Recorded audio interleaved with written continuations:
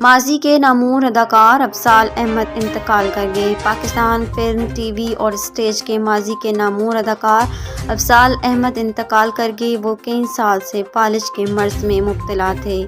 تفصیلات کے مطابق پاکستان فلم، ٹیلی ویژن اور اسٹیج کے ماضی کے نامور اداکار افضال احمد لاہور کے اسپتال میں انتقال کر گئے۔ وہ کئی سال سے فالج کے مرض کا شکار تھے۔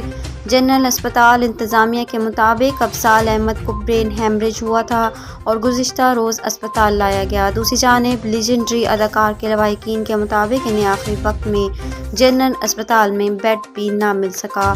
افضال احمد نے کئی دہائیوں تک اداکاری کے شعبے سے وابستہ رہے اور اپنی بے ساختہ اداکاری سے شائقین فن کو محفوظ کیا۔ انہوں نے یوں تو مختلف نوعیت کے کردار ادا کیے، لیکن شہرت منفی کرداروں سے ملی۔ اداکار کو ان کی فنی خدمات پر کئی ایوارڈ سے بھی نوازا گیا۔